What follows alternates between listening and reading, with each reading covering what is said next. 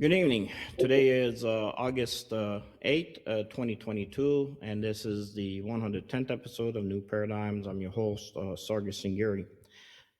Before we begin our podcast today, and of course, discuss the breaking news and the story of the day, and focus specifically on the diminishing effect of American leadership based on what happened today, I do want to reflect on Assyrian Martyrs Day, which is observed on the 7th of August of each year, as it was here in Skokie, Illinois yesterday. On August 7th, 1933, augmented by Kurdish tribesmen, Iraqi military forces under the Kingdom of Iraq, Badr Sadiq conducted mass genocide of the Assyrian citizens of Iraq and Samali, Iraq, where 3,000 plus Assyrians were executed on August 7th of 1933. With my wife's mom, my mother-in-law escaping only at 2 years of age, that genocide with the rest of her family from Iraq into the deserts of Syria and never returning again.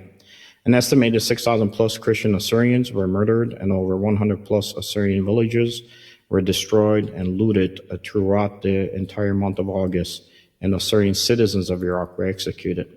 We ask our members of our viewing audience to keep the Assyrian martyrs of the millennia in their thoughts and prayers, and we ask the government of Iraq and the Kurdish regional government in northern Iraq to finally condemn the Kingdom of Iraq and also the Kurdish tribesmen that executed and participated in the genocide of 1933.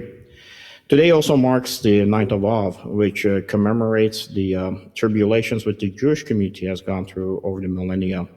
On the 9th of August, 7 major events have happened in the Jewish calendar, or Tish B'Av, or the Jewish day of mourning. Key among these events are the destruction of both of the holy temples in the Judaism, and also the Jews being expelled from Spain in 1492 and 1920 from England.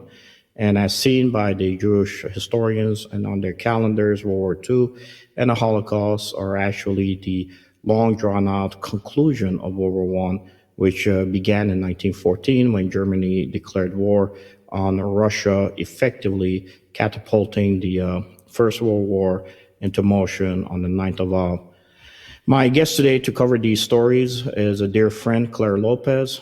Clare is the founder and also the president of Lopez Liberty, LLC, with a mission to alert and also educate Americans on a range of national security threats, international as well as from the Islamic movements, the Muslim Brotherhood, and also the collaboration that is taking place amongst the Marxist communists in our country.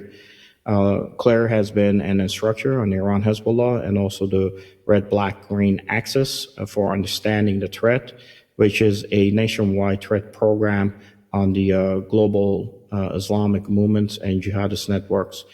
Formerly the VP of Intelligence Summit, Clare was a career operations officer with the Central Intelligence Agency and is currently an advisory board member, senior advisory board member of the Near East Center for Strategic Engagement. Clare, it's good to have you here. I was trying to bring you in under better circumstances, but as you saw today with the FBI going in and raiding the residence of the previous POTUS, I don't know if that's the best place to start, but as they say, it's the 9th of Av. So let's see where this takes us. Thank you, Sargis, for having me on your program again. I'm honored to be with you.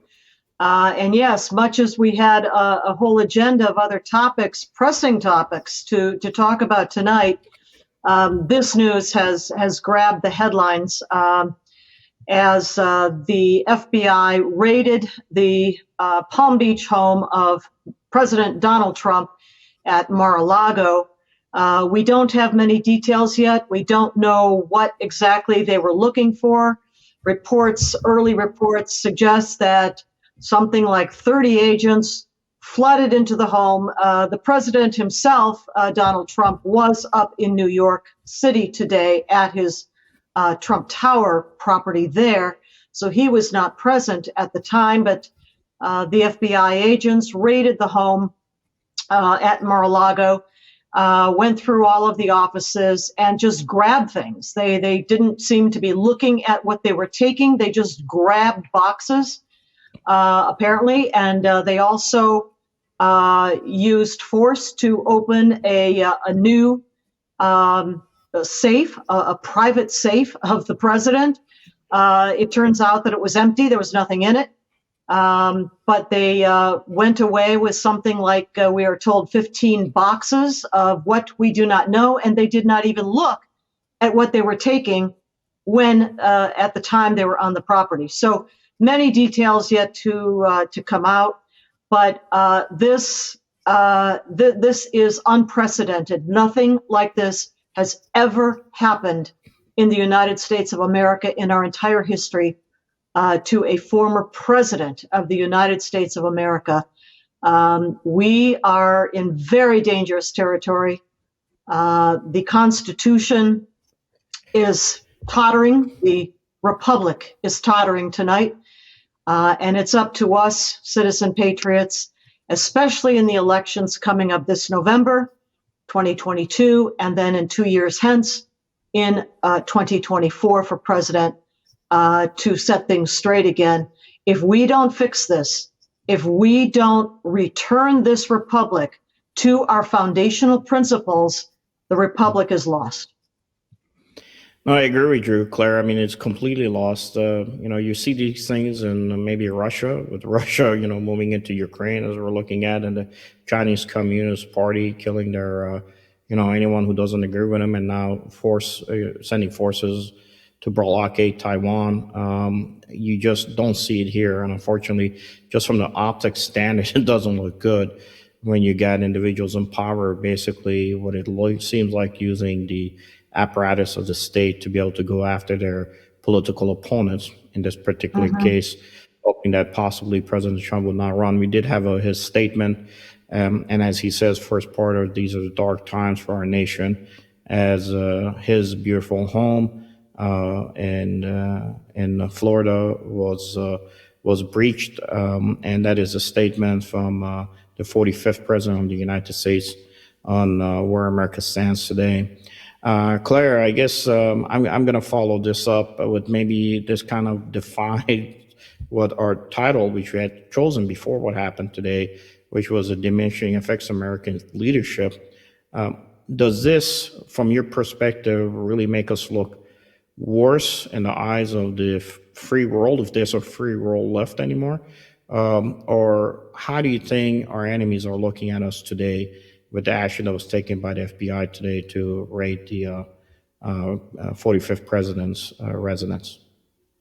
I can only imagine, as reaction will be pouring in from around the world, certainly by the morning tomorrow, that countries, both allies, partners, and friends of ours, as well as adversaries and enemies, are going to be looking at America as imploding.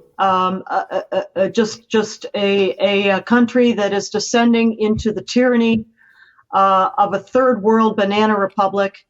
Enemies, of course, will be applauding and cheering, and friends and allies will be appalled, as are we, American patriot citizens, tonight.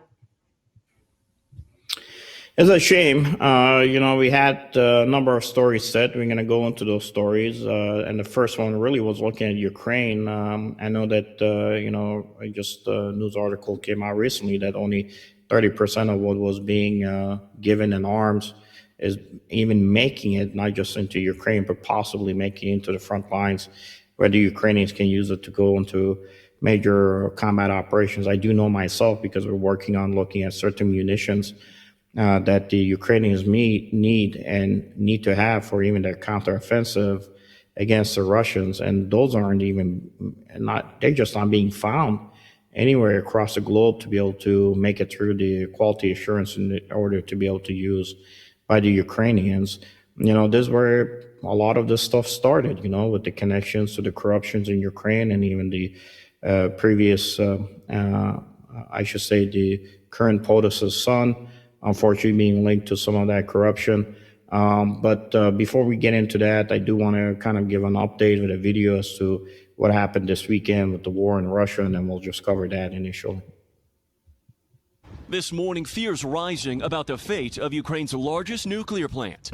It's now under Russian control, and multiple blasts there during the fighting have damaged high-voltage wires, sparking concern about potential disaster. What we have in Zaporizhia, what we have in Ukraine, the situation is really, really a volatile one. The United Nations nuclear watchdog saying every principle of nuclear safety has been violated. Their biggest concern, shelling making it too dangerous for inspectors to assess the damage. Ukraine accusing Russia of using the plant near the city of Zaporizhia as cover, allowing Russia to shell nearby cities without retaliation. Ukraine's president outraged. This is the largest nuclear power plant on our continent, and any shelling of this factory is an open, brazen crime, an act of terror. All this as Russia keeps up its slow march across the eastern part of Ukraine. The fighting showing no signs of letting up. The nearby town of Nikopol hit hard Saturday. Officials saying a rocket strike injured 3 and damaged up to 40 homes, as well as a kindergarten classroom. These are the covers for the helmets. Meanwhile, just an hour and a half from the front lines, volunteers in the city of Poltava collecting and creating whatever they can to help equip Ukrainian soldiers. You're fighting for them? Yes. They fight for me, I fight for them. Now, as of this morning, UN officials say it doesn't appear any of these reactors have been damaged or there has been any leak of radiation. But this could pose a real problem for Ukraine because the longer it remains in Russian hands, the more they go without their main source of power. Really, more than 50% of this country's energy stems from nuclear power plants. Willie? Morgan Chesky in eastern Ukraine for us this morning. Morgan, thanks so much. You know, it's unfortunate, but, you know, when the FBI is raiding, you know, the previous protesters' home, you know, American leadership could have taken much better steps and maybe not been as much tied to corruption in Ukraine, that maybe we could have avoided having all these Ukrainians die and also the Russians going into the country. But we are where we are today. Your thoughts on where we are and what could be done? Well, you know, at the very beginning of the Russian invasion of the sovereign nation of Ukraine back in February this year, 2022, I think a lot of the Western United States opinion was that Ukraine would not be able to withstand the assault very long and would collapse. And I think at the beginning there, that the supply line, the provision of weapons, ammunition, and other things was slow because it was thought that Ukraine would collapse quickly. Well, we quickly saw that that was not to be the case. The president of Ukraine, Volodymyr Zelensky, rose to the occasion as I've never seen in my lifetime a leader under that kind of assault and pressure do before. Honestly reminiscent of a Winston Churchill. And the Ukrainian people themselves rallied. You know, at the beginning I said, if the Russians go in, if the Russians assault Ukraine, every man and boy from 15 to 60 will be taking up arms. Well, that is true, and that happened. But what I wasn't necessarily thinking about, but what has happened is the girls have too, and the women, and the members of parliament. The members of the Ukrainian parliament have changed, you know, into camouflage uniforms and picked up weapons and learned how to use them. Every Ukrainian is united in defending their homeland, their people, their heritage, their independence. And then as the Western world, NATO, United States, saw this happening, then the pipeline started to move a little faster with provision of the necessary things that Ukraine needs to defend itself. But they're behind the pace because of the delay in the beginning, and in part, I think. But the, you know, the provision of what is necessary has been slower than it should be. That story about only 30% reaching the front lines, that story was pulled very quickly after it was published. It's not accurate. But it is true that the Ukrainians need a lot more, and on a continual basis, in terms of weaponry, especially artillery, heavy artillery, self-propelled howitzers, drones, unmanned aerial vehicles, both surveillance and armed. They need coastal defense missile systems. They need aerial defense systems. All of these things are coming in, but, it'll never be enough and it'll never be fast enough unless we pick up the pace. And just one last thing here. I work with people here in the United States on projects to defend our border, to defend our southern border. And the project is actually called Defend the Border, defendtheborder.org. Go take a look. But that doesn't mean that we ignore what is going on in Europe. And why? Yes, it's far away. People may not even know where to find Ukraine on a map. Understood. But what is happening is that would-be warlords, and I mean warlords, Vladimir Putin, Xi Jinping of China, would like to upend the world sovereign nation-state system that was established with the Treaty of Westphalia in 1648. It's been imperfectly observed in the breach more times than we can count, yes. But that's the world order. The world order is sovereign nation-states surrounded by inviolable borders, violated time and again. Yes, that's true. But that's our world order. And if we don't defend it against these new globalists, these would-be warlords, these would-be new czars, new emperors, then the world order itself is at risk of falling apart. And then we have real chaos. No, look, it's unfortunate, but it needs to be a wake-up call for us. When the second largest city in Europe, you had residents in that city 6 hours before an invasion and nightclubs saying it will never happen. And suddenly now, you have family members who have been killed. Some, they haven't been able to get them off the battlefields and had animals and everything else going through them and ripping them apart in carcasses. America needs to wake up that, things can change within a 6-hour period. I talked about the Somali massacre. Just in the in 2014, when the most recent genocide against Assyrians took place, Assyrians were sitting in cities in Iraq where the houses were valued at $500,000 US. And within seconds, there were refugees and they've never come back. This thing can happen anywhere. It can happen in Europe. It can happen in the Middle East. It can happen in Asia. And guess what? It can happen in America.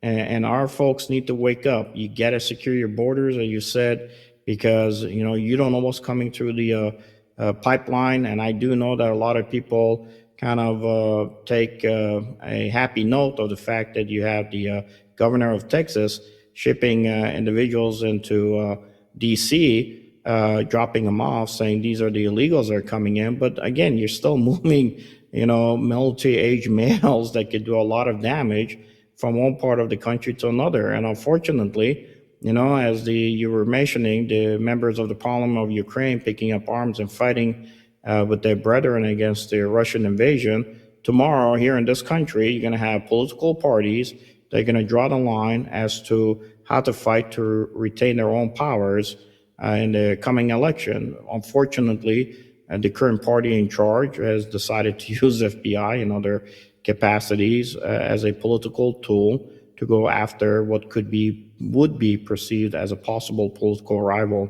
in the next presidential election. So hopefully it will become a wake-up call. And with that said, I do want us to start looking at moving into, as you mentioned, the Chinese Communist Party leadership, Xi, and we have a small video as to what happened with what is happening around Taiwan now, and then we'll discuss that scenario.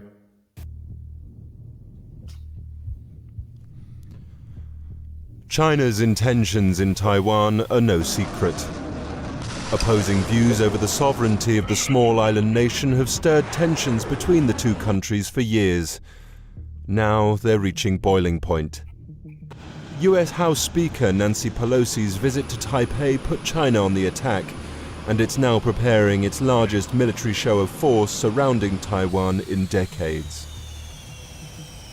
The island's government and its international allies are worried, but some people say that China has been using these tactics for a long time. Though it has never been part of the People's Republic of China, Beijing sees the self-ruled nation as a breakaway province, lost to its enemies over a century of international conflict and civil war. Since coming to power in 2012, Chinese President Xi Jinping has prioritized so-called reunification with Taiwan, and he hasn't ruled out the use of force to do so. Outnumbered almost 20-1, Taiwan's military of 169,000 active forces is dwarfed by its superpower neighbor's 2 million-strong army. China spends more than any country in the world except the US on defense, and could draw on a huge range of capabilities from naval power to military technology. Nestled in a chain of islands that stretches deep into the Pacific Ocean, Taiwan's strategic value to China cannot be understated. Its capture would give Beijing a foothold in a region surrounded by US-friendly territories crucial to Washington's foreign policy. Though experts say that China has little appetite for an all-out invasion, live-fire drills within miles of Taiwan sends a strong message. It could if it wanted to. Taiwan says the planned exercises along its borders amount to an aerial and maritime blockade, effectively a legal act of war according to analysts in the region. The Taiwan Relations Act means the US will assist in its defense without committing to direct military intervention. But US President Joe Biden has recently commented on America's commitment to defend it if it is attacked by China, although he stopped short of crossing Beijing's red line by recognizing the island nation's independence. It's hoped that this will be deterrent enough to keep China at bay for the time being, but in this decades-long dispute it seems there's always another opportunity for escalation. Only time will tell if Taiwan can maintain its status quo with the mainland, as well as its Western ties.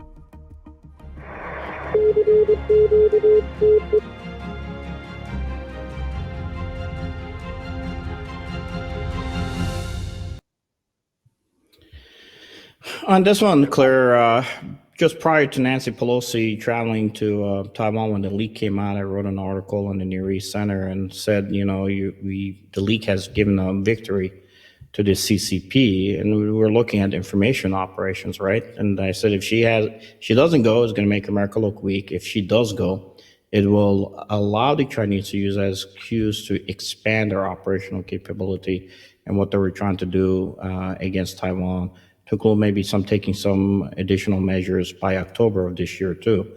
And so I guess my question to you is, why is it that our organizational agencies just don't see the simplest issues when it comes to how China is using information wars for its benefit, whether it be a domestic issue or whether it be what they're doing there? And where do you see this taking place right now? Where are we heading when it comes to Taiwan? And are we ready to counter China if they decide to move in? Well, as we mentioned just before regarding Vladimir Putin and Russia, Xi Jinping, likewise, is a would-be emperor. He and the Communist Party that he leads and hopes to get a third term from come, I think, about November for those elections this year. They see themselves as rightfully the hegemon, the power of the world, of all under heaven, as they would put it. They think that's their rightful place. Recall, too, that China is not a country. It's an empire. It's built of captive people who have been conquered and subjugated, the Mongols, the Manchus, the Tibetans, the Uyghurs. This has been the way of Chinese warlords for millennia. And so it is with the Chinese Communist Party. Now, only their ambitions spread to the entire world. Yes, Taiwan is an absolute close by, near-term focus for Beijing for the Chinese Communist Party, the People's Liberation Army. As we know, an audio tape was leaked out of China of a May 14 this year, 2022 meeting that was held in Beijing among senior leadership figures of the PLA, People's Liberation Army, and the Chinese Communist Party. And the meeting was an administrative kind of meeting about how to move China from a civilian status to a civilian peacetime status to a wartime footing. That video is online. It's been seen and viewed many, many times. It's in Mandarin, but there are English translations there now on the screen for anyone who would like to look at that. And the meeting talked about the primary first objective, of course, of seizing Taiwan. And what is intolerable to Beijing, to the CCP, is that Taiwan is democratic in its government. It is prosperous, and it would like to be a sovereign nation of its own. That is intolerable to a tyrannical regime run by the CCP and the PLA in China. And so the plans that were leaked in that audio of that meeting talked about taking Taiwan in the near future, perhaps even before those November internal CCP elections, again, in which Xi Jinping expects to win a third term. Each term for them is 5 years. He's already served 10 years. That would be 2 terms. He's going for a third. But that assault against Taiwan could come even before those elections. The other side of that assessment says no, Xi Jinping will want to cement his re-election, his position within the party before he makes any move against Taiwan or assigns any major authority and responsibility to military commanders. He wants to be firmly in charge before that. Now that's the other side of the argument. The other part of that is that he'll go sooner because that will help his chances for re-election. So that assessment, could go either way. But the determination to take Taiwan is absolutely there. But here's the other thing from the tape, that it's not just about taking Taiwan, but it is also about clearing the South China Sea and perhaps more, East China Sea, Sea of Japan, Philippine Sea, out to what's called the first island chain, archipelago of islands out from the Asian mainland, clearing all of that of U.S. and allied naval vessels. That would mean Japan. That would mean South Korea, likely Philippines, likely Indonesia, Australia, other U.S. and Western allies, Canada, UK. That would be war. That would be Third World War. If indeed that is the plan, and that's what they intend to go forward with. They, in response to Speaker Pelosi's visit to Taipei, to Taiwan this past week, launched a massive barrage of military exercises all around Taiwan, the main island, and its smaller islands too. And that did a number of things. It showed their peak, their 2-year-old tantrum rage that Speaker Pelosi went forward with the trip even after being warned off. Number 2, demonstrating their capability, the Chinese capability of surrounding the island of Taiwan, the main island of Taiwan, with military force, with missile attacks, and all kinds of, you're showing the map there, the locations for these military exercises, as they called them. They were giving their naval forces and air forces too practice. This was exercise practice for what they would do or maybe could do in the event of an all-out assault at some point against Taiwan.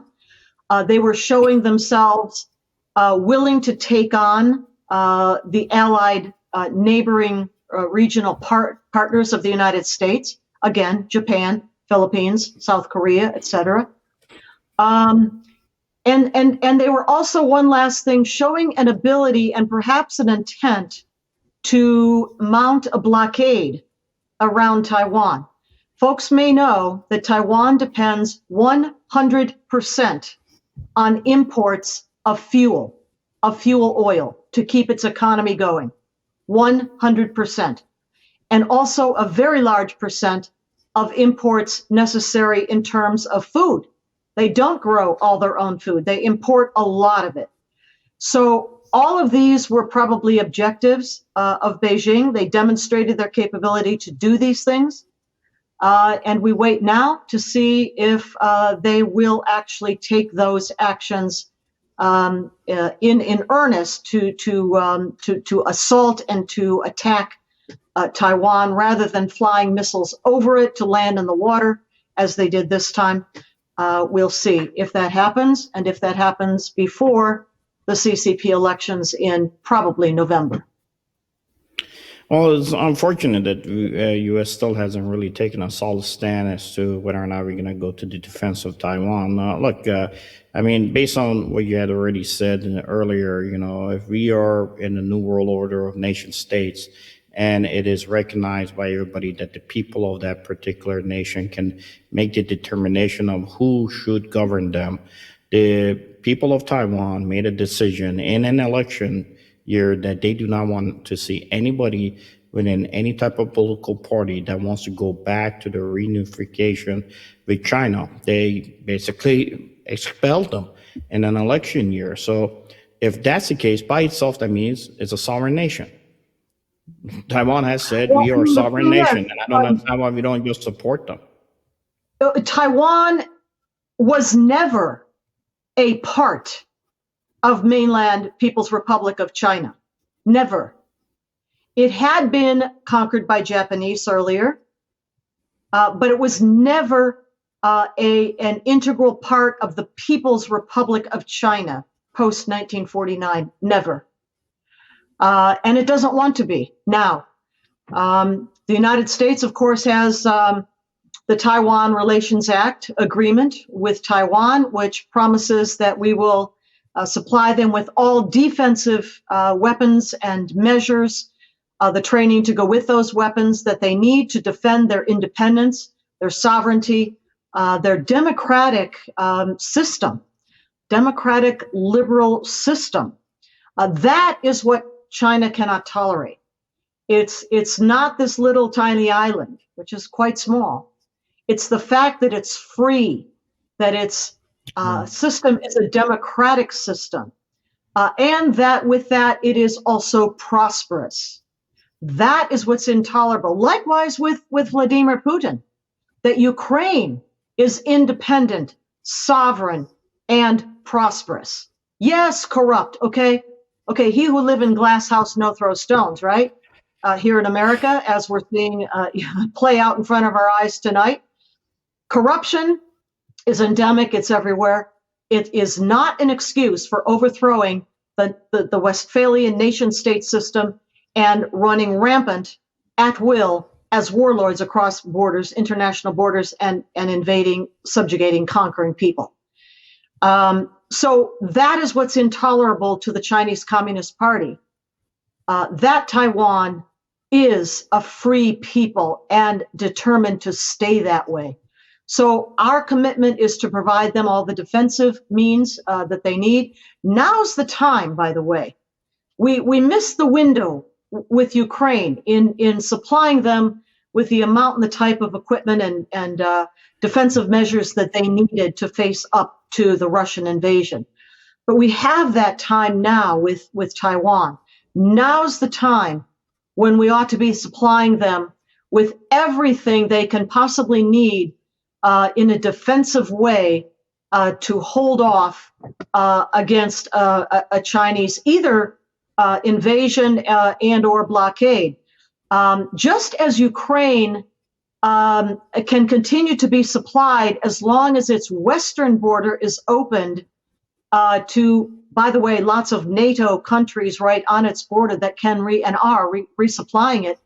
So Taiwan must be helped to keep its eastern side open for resupply.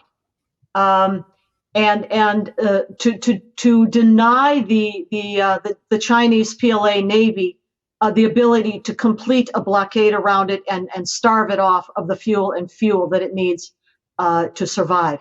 So that's what we ought to be thinking about right now, in my opinion. I hope the administration listens, and regardless of what their internal political worries are, actually understands that if we lose Taiwan, we're going to lose more than just a political party losing seats in a general election. But with that said, look, there were some more steps that were taken, as you know, with the killing of the lead for Al-Qaeda. And we're going to go back and revisit as we left Afghanistan, believing that there's going to be no possibility of the Taliban allowing the Al-Qaeda to come back again. Of course, they did reemerge. I do want to kind of take us to Afghanistan now with another issue that we're dealing with on policy matters with our quick video, and then we'll have a discussion on it. Tonight, this new image. President Biden briefed in early July about the secret operation to target the world's most wanted terrorist. Inside that wooden box, a model of the apartment building in Afghanistan where al-Qaeda leader Ayman al-Zawahiri was living before an unmanned U.S. drone took him out. Now, justice has been delivered, and this terrorist leader is no more. The CIA operation was carried out at 9:48 p.m. Eastern Time Saturday when senior officials say a drone fired 2 Hellfire missiles hitting here, the third-floor balcony of Zawahiri's apartment.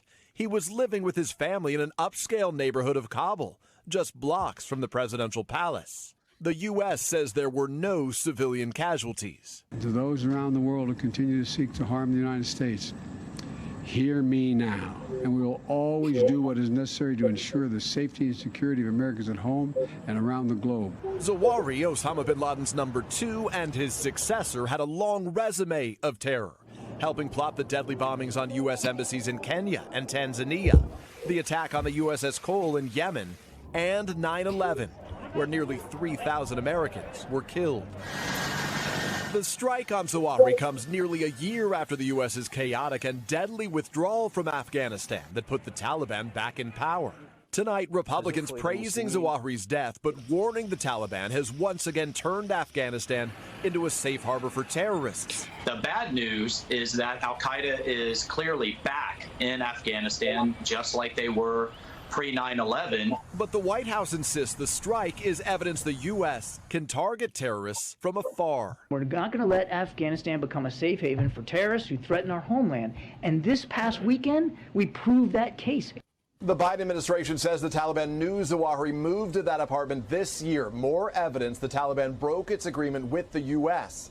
not to shelter terrorists. Yeah, what a surprise. The Taliban broke their agreement with the U.S., so it is what it is. But your thoughts, Claire?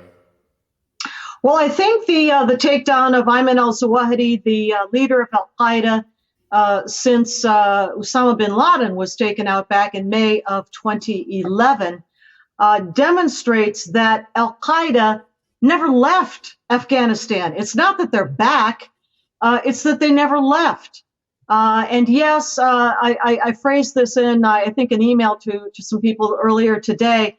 The band is getting back together again.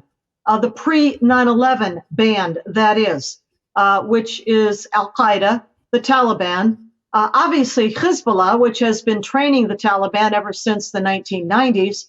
Uncertain quite yet what role Iran is playing now. But note, Ayman al-Zawahiri was al-Qaeda's key liaison figure with Iran. Yeah. That alliance, that jihad terror alliance, came together in 1990, just after the end of the Afghan war against the Soviet Red Army had ended. And the fighters, the leadership of what would become al-Qaeda, didn't exist quite then, and eventually what would become and coalesce as the Taliban, were in Khartoum, invited to Khartoum by then ruler Umar al-Bashir, Muslim brother. And he invited all the jihadis of the world, essentially, to what I have taken to calling a jihad jamboree in Khartoum. And it was there that the Jihad Alliance was forged among Al-Qaeda, Iran, and Hezbollah. And Shiite, Sunni, forget about that stuff. They don't work together. Dar al-Islam versus Dar al-Harb. And they do, they did, they will, and it's getting back together again now in Afghanistan. Plus, you've got the addition now of the Islamic State Khorasan province that has a foothold there and a presence in Afghanistan also. So yes, the use of Afghanistan as a launching pad for Islamic jihad terror never stopped. It was suppressed to some extent during the time that the United States and also NATO forces were there. Yes, but we never took on the actual ideology that propels, that compels these jihadis. That is the ideology of Islamic jihad. Now, here's the other thing. As the United States fled in disarray from the Afghan battlefield last August 2021 and left the country to the Taliban, we took out as well flights and flights of thousands, I don't know how many tens of thousands of thoroughly, completely unvetted Afghan evacuees, and then flew them on U.S. Flights to deposit them in communities all over America, where they are now. Add to that our completely undefended, open southern border, across which are flowing more untold tens, hundreds of thousands of who knows whom, and among which we know for a fact already that Border Patrol has identified at least a number of dozens of individuals on our terror watch list that they have apprehended.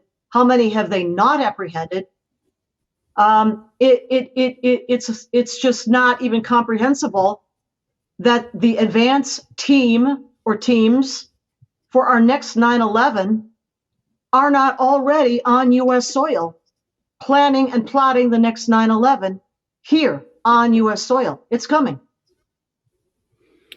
Well, it only takes 9, right? Or even a smaller number these days, given the sophistication and technology. I mean, when we were looking at the fight in Mosul, as the Mosul clearing operations were taking place, the bad guys were using simple drones with a paper clip and a rubber band, taking the timing mechanism out of a 203, flying what you could buy a drone out of a Walmart over Iraqi special forces, dropping and killing a number of them. And for those who may have seen the movie Mosul, how you had just everybody, to include the Iranians, in the mix. And all the countries you talk about right now, Claire, is where the Shanghai Cooperation Organization, also being led by China. It's amazing how the Taliban and the Islamists do not attack any Chinese, who I guess they don't consider them captives.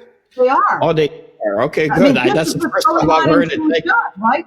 This is what's going on in Xinjiang. This is how Beijing deals with that particular threat. Xinjiang, the westernmost province of China, conquered and incorporated forcibly into the Chinese Empire, is the home of the Uyghur people.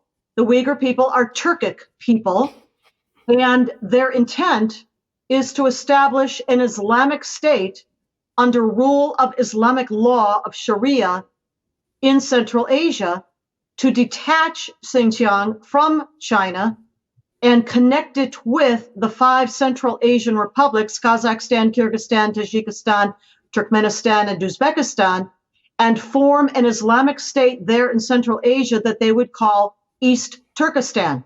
They've got a website, they've got a flag, they've got a national anthem. It's all there on the website, East Turkestan. at least partially in English, so you can have a look at what their intent is. No excuse whatsoever for horrific human rights abuses that China is inflicting upon the Uyghur people. No excuse whatsoever. But this is how China deals with jihadis who fight with Al-Qaeda, who fight with the Taliban, and who have been to the Middle East to fight with the Islamic State. This is who the Uyghurs are. But nobody talks about that. I was more referencing China's ability to still move to do mining in Afghanistan, and none of their facilities or their locations being attacked. So maybe there's a deal and some money being traded with the Taliban to allow China to still operate. Sure. Yeah.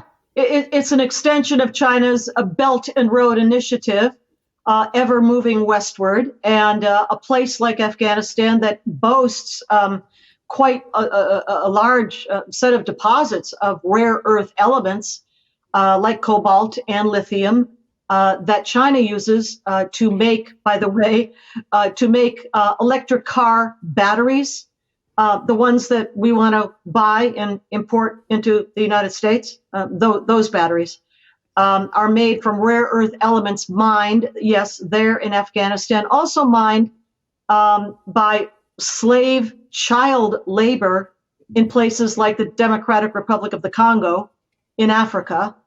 Videos have come out recently of little kids, being forced to work in horrific conditions, mining these rare earth elements that are found there, the mines owned by China, and from whom does the Biden administration want to buy the blades and the parts to make windmills, the parts to make, or the element, the panels themselves to make solar panels? Well, they're going to buy them from China. Well, how does China make those things? They make them with slave labor. They make them with forced child labor. And they mine these things in places in Africa and Afghanistan. Yeah. Well, they're not only there, as you mentioned, they're also even in northern Iraq and teaching Mandarin Chinese to the Kurds, and the Russians are now in northern Iraq, unfortunately, but with them pretty much owning Iran to the tune of $400 billion, I do want to kind of shift back to where maybe there's another issue that we got to deal with, which is, again, the Parliament of Iraq having problems. And let's take a look at this last piece and then come back and try to see how all these are tied in together, and where Russia and China and the SCO actually is able to gain its victory and footprint as American leadership is diminishing within the region, if not globally. So we'll go ahead and cue up that video. Protesters and counter-protesters, supporters of Iraq's coordination framework, gathered near Baghdad's Green Zone. They're denouncing what they consider a coup by rival Shia leader Muqtada al-Sadr and his followers. We are here to regain the legitimacy of the state institutions that has been violated by the occupation of the parliament at the hands of the Sadrists. We try to keep it peaceful. But violence erupted as they headed towards the Green Zone, forcing security personnel to pull out. Chanting against caretaker Prime Minister Mustafa al-Kadhimi, they accuse him of collaborating with al-Sadr to remain in power. There are reports of military units within rival factions being deployed nearby to protect their people, so many fear it could get worse. Opposing groups have been intensifying their campaigns and seem to be pushing for a showdown. Since Saturday, al-Sadr supporters have staged a sit-in at the parliament building. Hadi al-Amri, a top leader with the coordination framework, has warned of bloodshed and called for dialogue. This escalation comes against the backdrop of leaked audio recordings attributed to former Prime Minister Nouri al-Maliki, where he is heard insulting al-Sadr and his affiliates. The Sadrists have requested that al-Maliki recordings be condemned as a prerequisite for dialogue. We will remain here until our leader instructs us to leave. It's not just a political dispute. It's rather a revolution against decades of corruption and oppression. The conflict over forming a government started here among lawmakers months ago. But these protesters say they not only follow their leaders, but they also want to change the whole political system. Ahmed Abdul Wahid, Al Jazeera, Baghdad. So 20 years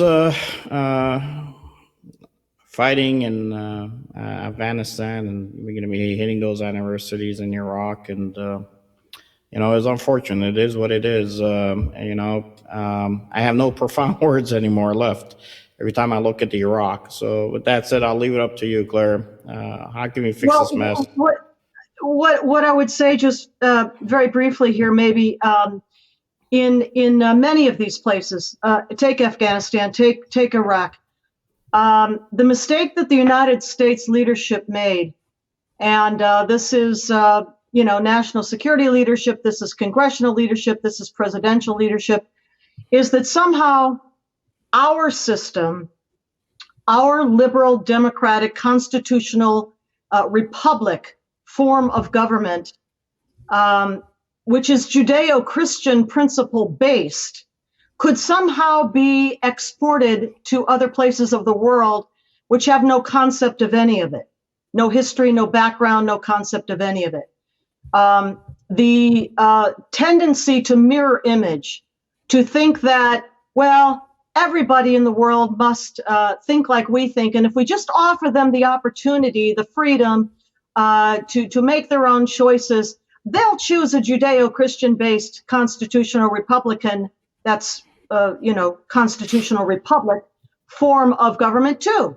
And we expended a tremendous amount of blood and treasure on the jihadic quest, which of course can never be.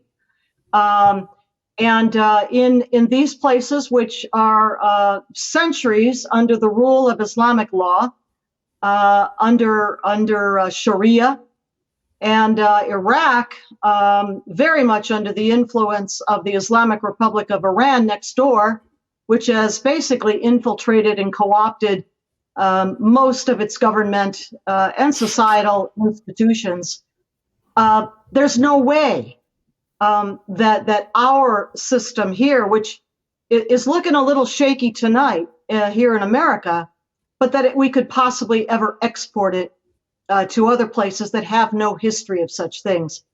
I think that was a great mistake by our leadership, and I hope we've learned from it that it's simply not possible to export that. Everybody in the world does not think like we think. They do not believe like we think. And given the same opportunities that we have, they will not make the same choices that we have made. But at this moment, I think it's all hands on deck to defend our own constitutional republic. No, it is. For God's sakes, 89 years ago, this 7th of August, Syrian Christians were massacred by the Kingdom of Iraq at that time. So what's changed? Go find the Syrian Christians having any freedoms or any laws that protect them, whether it be in Baghdad or in the Kurdish region under the Kurdish regional government. Not one person in the Kurdish regional government who has done any crimes against the Syrian Christians has been brought up to charges going back to when the initial insurrection started in Iraq after the invasion. So there you go. Claire, let's tie this all together if you can for us. Where are we as far as the ties with Ukraine, Taiwan, what is happening, what has happened in Afghanistan, and what's happening now within just the Middle East region? Well, I think it becomes very clear. It becomes very clear that when America does not lead, there is chaos in the world. And each time that there has been the perception by friends, allies, partners, as well as enemies and adversaries, has been the perception that there is weakness in Washington, D.C., in America, chaos ensues. And that's what we're seeing right now. Would-be emperors, would-be warlords, would-be globalists, and everything else in between see this as their window of opportunity. They see a chance.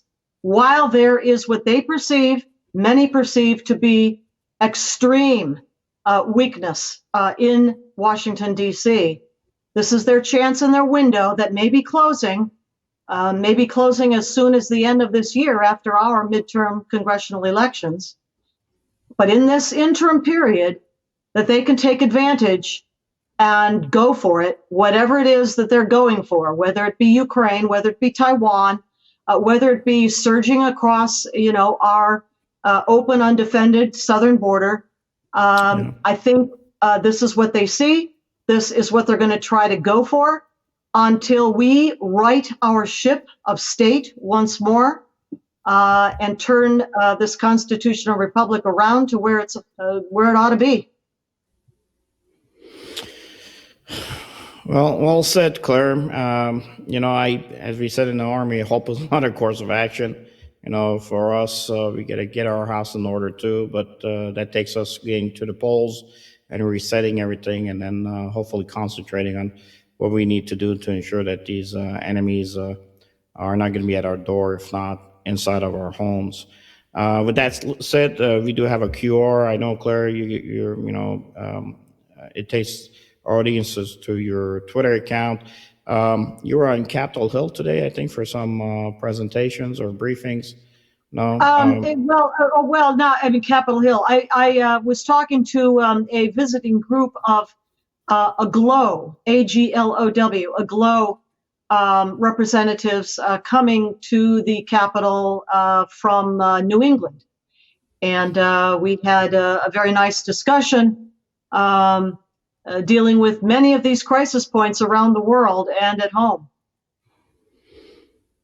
Well, you're the right person to do it, and thank God we have talents like you being senior advisors to us on the Near East side. Also, you mentioned the video that was leaked by the PLA that has a translation. Audio only, not video, only audio. Audio. The translation of that audio was helped by Jennifer Zhang, who is also has joined us and is supporting us from the Near East side. And with that said, I want to make sure our audience know. I wish I could have you here longer, but we do have a expiration timeline ourselves for our audiences. I know it's difficult at home and everywhere else, but we're still raising money for the United Assyrian Appeal to support the Assyrian Christians of northern Iraq, and this year also with what is happening with the massacres basically taking place of the South Sudanese. So if you can help, whatever you can help, God bless you. And I want to thank Cinema Production for a wonderful opportunity that gives us by having these type of venues to be able to bring guests like Claire to discuss all these many topics around the globe. Unfortunately, it's not going to finish. It is what it is. As long as humans are willing to bash each other in the head, I don't know if we're going to be able to finally get to a position of peers.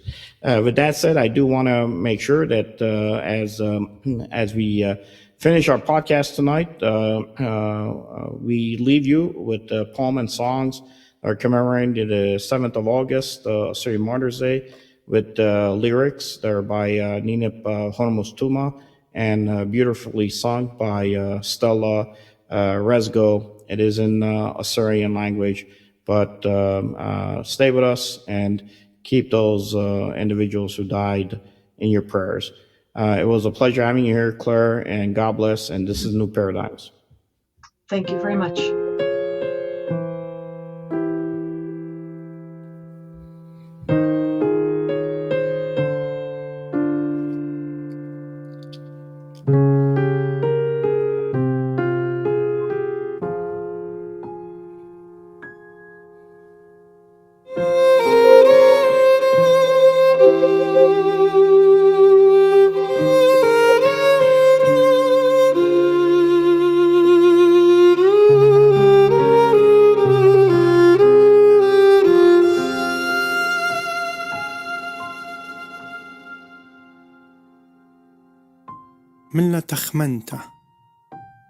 لا تخمنت الرقي وصلبياتي ختمة برصوبة صوته ومتواتي أختي تقانيوة شمة وقرياتي أمن يولب قلب الدوخياتي ماتت سميلة صراخياتي دربان تمبلتا مخيل درباتي بنتياتي مخايا هاور بنيماتي بكتاون شيرة بدمت عيناتي صرخيات ديارة ودمايا البرقالة دمت عيناتي كتاوة ولالا طلابة هيرتا بديار لالا فاروق رخقة لمتايا القالة صراخ ببابي بيمي وخاتي لتنبر ناشا جاوب الصرخياتي أخمودي خزيان خراب ماتي بتوانت ليخ وقتيل مرواتي دلا رخم دلبا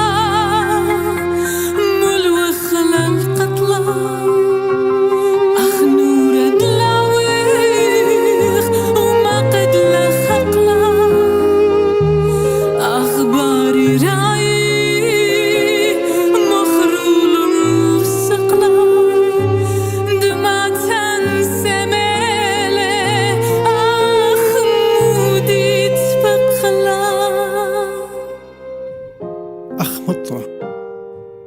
أخ مطرة أيوة خضرة القلاتي بصخة وخادوت البخية وصرخياتي جناتة وردة القيدة دشياتي رميات براكة مخيلة أشياتي